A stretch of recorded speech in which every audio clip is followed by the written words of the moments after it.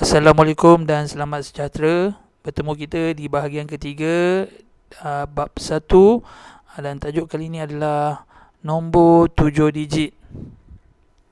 Baik, di dalam video kali ini kita akan mengeksplorasi nombor 7 digit dengan kita menyebut nombor tersebut secara tepat.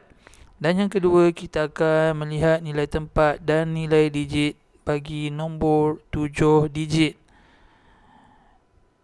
Jom kita mulakan dengan pembelajaran pertama, iaitu menyebut nombor secara tepat. Jadi cikgu akan membuat sedikit ulang kaji. Yang pertama, tiada masalah, nombor 2 digit kita akan sebut 32.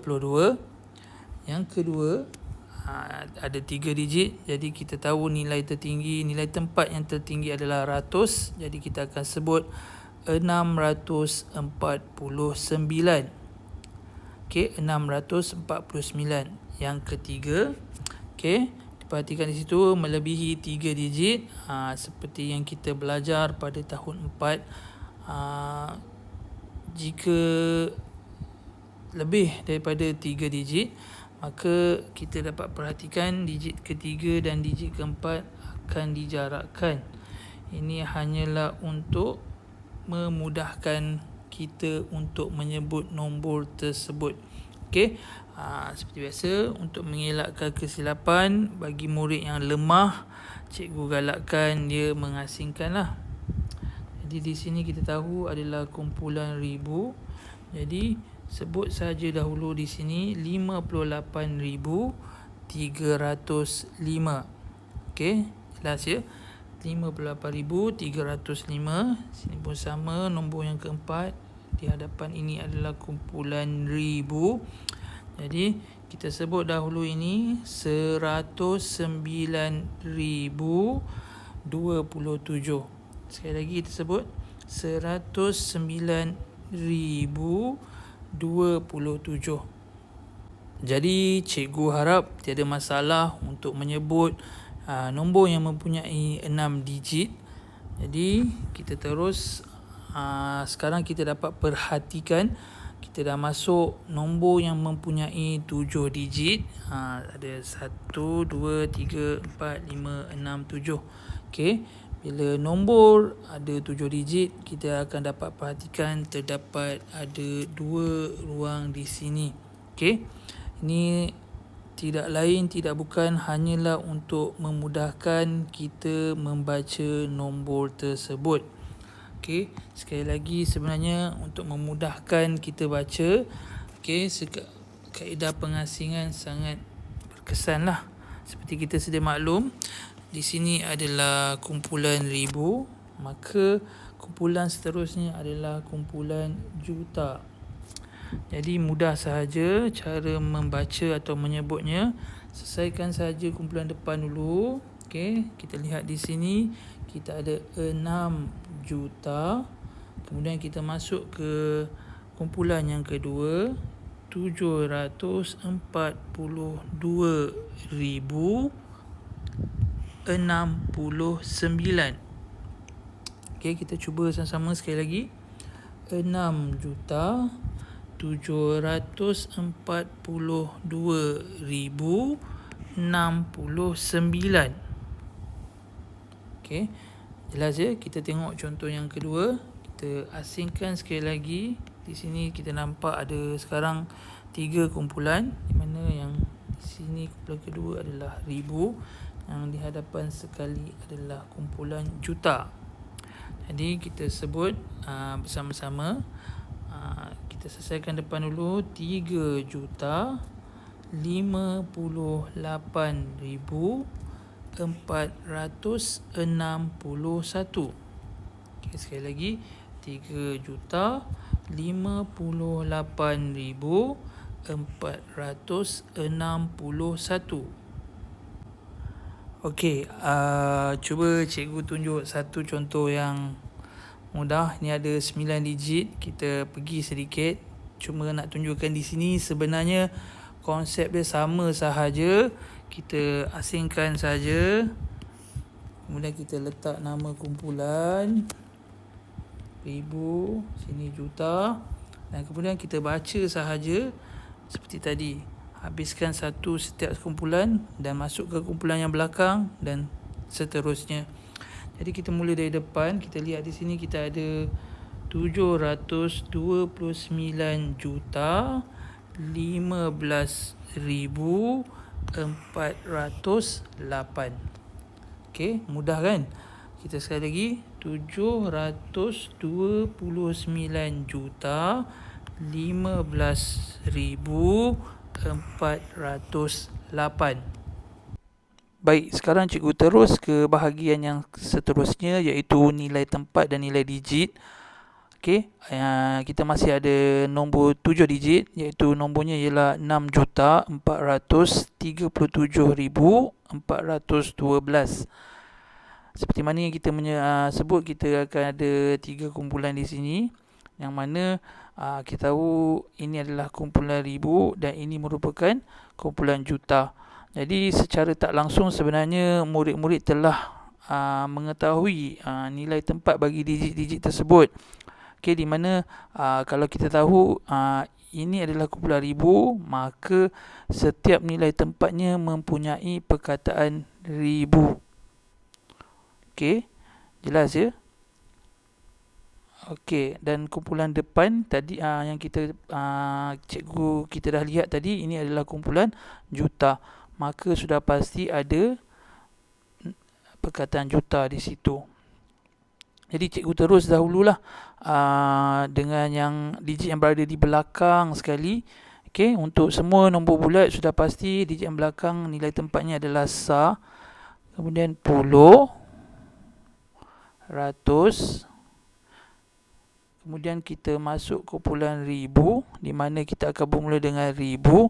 Selepas itu adalah puluh ribu, lepas 10,000, 100,000, dan akhir sekali untuk tahun 6 nilai tempat yang baharu ialah juta. Okey, konsep dia sama. Kalau ada lagi selepas ini adalah 10 juta dan seterusnya lah. Itu adalah nilai tempat. Bagi nilai digit pula, sebenarnya dia bergantung kepada digit tersebut berada di nilai tempat yang mana.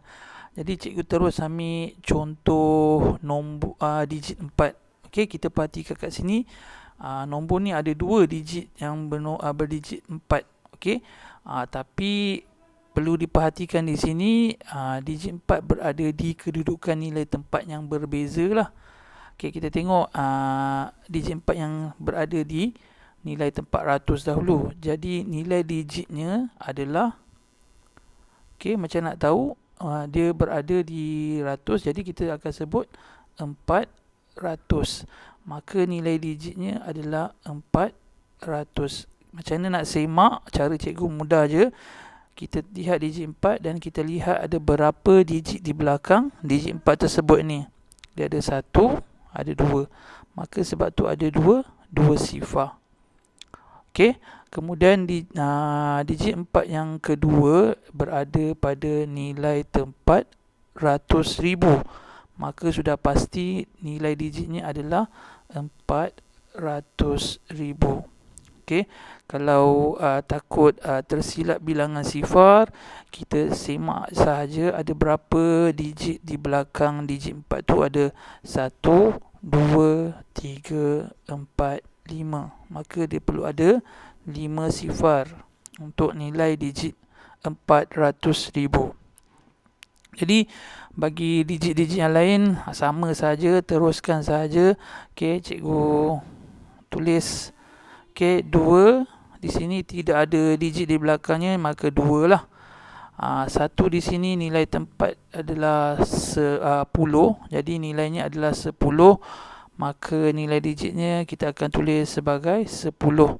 Okey, belakang 1 ada 1 digit, maka ada 1 sifar lah. Okey, terus ke digit 7, di mana berada pada nilai tempat ribu, maka nilainya adalah 7,000. Okey, cikgu tulis bawah ni Okey.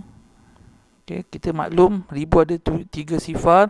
Tapi kalau tidak yakin, boleh semak ada 1, 2, 3 digit di belakang digit 7. Maka kita ada 3 sifar. Seterusnya kita tengok nilai digit bagi digit 3 yang berada di kedudukan nilai tempat puluh ribu. Maka sudah pasti kita sebut saja 30,000. 30,000. Okey, jadi kita tulis 30,000. Okey, ada 4 sifar lah. 1, 2, 3, 4. Dan akhir sekali juta. Okey, ini adalah 6 juta. Jadi nilai digitnya adalah 6 juta lah. Okey, cara sebut 6 juta. Jadi dalam penulisan kita ada 6 sifar. 1, 2, 3, 4, 5, 6. Jadi untuk nilai juta mesti mempunyai 6 sifar lah. Jadi itu adalah nilai digit. Cikgu harap murid boleh faham. Okay, pada cikgu agak mudah untuk nilai tempat dan nilai digit bagi nombor bulat. So kita terus ke ulang kaji. Okay, jadi di sini ada sedikit ulang kaji. Murid kalau nak cuba boleh pause dulu video ni. Okay, nyatakan nilai tempat bagi digit yang bergaris. Jadi pada cikgu ini soalan straightforward lah. Tapi memandangkan ini ulang kaji, jadi apa kata kita cuba menyebut nombor-nombor ni dengan tepat lah. Okey, bagi yang lemah, macam tadi cikgu cakap, kita asingkan ataupun buat garisan dan kita tahu ini adalah kumpulan ribu dan ini adalah kumpulan juta. Maka cara sebutnya adalah 3,670,834. Jadi kita dapat lihat digit yang bergaris di sini berada di dalam kumpulan ribu. Jadi sudah pasti ribu, kemudian ia adalah puluh ribu. Maka jawapannya adalah 10,000. Okey. Untuk nombor kedua pula, kita pisahkan dulu. Okey, cara nak sebutnya adalah 1,92,068. Okey, 1,92,068. Dan tidak ada masalah kerana digit yang bergaris di sini berada pada kumpulan yang depan, iaitu kumpulan juta. Maka jawapannya sudah pasti juta. Nilai tempatnya adalah juta. Baik, kita lihat ke latihan seterusnya. Bentukkan nombor terbesar dengan menggunakan digit-digit di bawah dan nombor perdana terkecil diletakkan pada nilai tempat 10,000. Okey, jadi soalan ni ada minta kita buat ataupun kita susun supaya nombor menjadi nombor terbesar. Tapi kemudian dia meletakkan syarat di mana nombor perdana terkecil. Ini yang penting ni, nombor perdana terkecil diletakkan pada nilai tempat 10,000. Okey, jadi kita kena susun digit-digit ni supaya jadi nombor terbesar. Okey, dengan syarat nombor perdana terkecil diletakkan pada 10,000. Jadi bagi cikgu, langkah pertama yang murid patut lakukan adalah dengan menyediakan 7 ruangan ataupun 7 tempat kosong untuk kita letakkan digit. Cikgu mula dari belakang lah. Kita pun tahu cara penulisannya 3 digit. Ini kita dah 3 tempat, jadi jarakkan nombor keempat 5, 6. Nombor ketujuh pun kita jarakkan. Kemudian kita perlu penuhi syarat yang diberikan terlebih dahulu, iaitu nombor perdana terkecil. Murid kena ingat semula lah apa itu nombor perdana. Maksudnya kalau dia minta yang terkecil, maksudnya nombor perdana bermula dengan digit apa, dengan nombor apa. Ingat balik ciri-ciri nombor perdana, di mana nombor perdana bermula dengan digit 2. Maksudnya digit 2 inilah adalah nombor perdana terkecil, bukan nombor 1 ya. Murid-murid tolong ingat, jangan silap. Jadi nombor 2 ni diletakkan pada 10,000. Mana 10,000 sudah pasti berada di kumpulan ribu. Okey, ini ribu, 10,000. Maka 2 perlu diletakkan pada nilai tempat 10,000. Jadi cikgu letak 2 ya. Okey, selepas kita dah letak digit 2, maka barulah kita boleh menyusun digit-digit yang selebihnya untuk membentuk nombor yang terbesar. Jadi 2 dah guna, cikgu pangkal lah. Okey, untuk membina ataupun untuk membentuk digit nombor terbesar, digit yang terbesar mesti letakkan di nilai tempat yang paling hadapan lah, iaitu juta. Maka di sini kita ada digit 9. Okey, jadi 9. Selepas tu kita ada 8. Kemudian kita ada 7. Kita ada selepas 7, 6, 3 dan akhir sekali adalah 1. Maka nombor yang terhasil adalah 9,827,631. Baiklah, sampai di sini saja pembelajaran bagi bahagian ketiga. Bertemu kita nanti di bahagian keempat. Sekian, terima kasih. Assalamualaikum.